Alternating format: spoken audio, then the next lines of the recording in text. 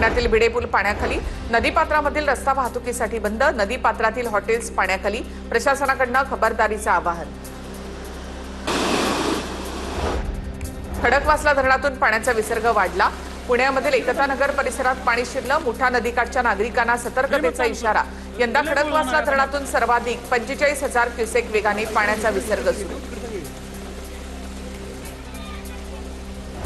कोल्हापूरमधील राधानगरी धरण 100% भरलं, राधानगरी धरणामधून भोगावतीमध्ये पाण्याचा मोठा विसर्ग। अलमट्टी धरणामधून 1,10,000 क्युसेक पाण्याचा विसर्ग। गेल्या 24 तासामध्ये धरणामध्ये सरासरी 82,743 क्युसेक पाण्याची आवक। सध्या धरणामध्ये 96.95 टीएमसी जिवंत पाणी साठा उपलब्ध। कोयना धरणाच्या वक्र दरवाजामधून पाणी विसर्ग आणखी वाढवला, धरणाच्या 6 वक्र दरवाजे 2 फूट उघडून 10,630 क्युसेकने पाणी विसर्ग।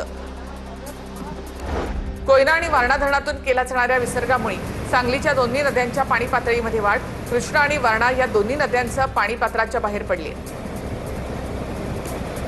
जळगाव जिल्ह्यामधील गिरणा धरणाचे 4 दरवाजे उघडले, गिरणा धरणातून 4,952 क्युसेक एवढ्या पाण्याचा विसर्ग। धरणाचे 4 दरवाजे प्रत्येकी 30 सेंटीमीटरनं उघडण्यात आले। नाशिकच्या हरणबारी धरण क्षेत्रामध्ये जोरदार पाऊस झालेला आहे।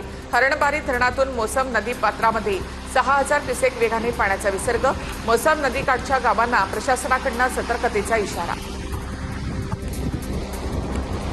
नाशिकच्या हरणबारी धरण क्षेत्रात जोरदार पाऊस, हरणबारी धरणातून मोसम नदी पात्रामध्ये 6,000 क्युसेक वेगाने पाण्याचा विसर्ग होत आहे।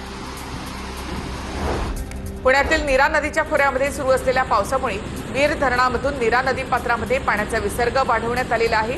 सध्या धरणातून 14,000 क्युसेकने पाण्याचा विसर्ग सुरू, नीरा नदीकाठच्या गावांना सतर्कतेचा इशारा। पैनगंगा नदीला पूर आल्यामुळे मलकापूर ते सोलापूर राष्ट्रीय महामार्ग बंद, दोन्ही बाजूंनी वाहतूक थांबवली, पुराच्या पाण्यातून अनेकांचा जीव घेणा प्रवास। जळगावच्या पारोळा तालुक्यामधील देवगाव गावाला अतिवृष्टीचा मोठा फटका, दुधई नदीच्या पुराचं पाणी घरात शिरल्यामुळे 30 ते 40 घरांची पडझड, पुराच्या पाण्यामध्ये 25 म्हशींचा मृत्यू तर 2 बैल आणि 15 शेळ्या वाहून गेल्याची माहिती। सातपुड्यामधील चांदसैली घाटामध्ये मुसळधार पावसामुळे भूस्खलन, घाटात मोठी दरड कोसळली, मध्यरात्रीपासून सुरू असलेल्या जोरदार पावसामुळे चांदसैली घाटामध्ये दगडांचा मोठा खच। चंद्रपूर जिल्ह्यामध्ये 2 दिवसांपासून सुरू असलेल्या संततधार पावसामुळे नदी नाले तुडुंब, पावसामुळे वर्धा नदीच्या पाणी पातळीमध्ये मोठी वाढ, गड चांदूर मार्गावरील भोयेगाव मार्ग वाहतुकीसाठी बंद।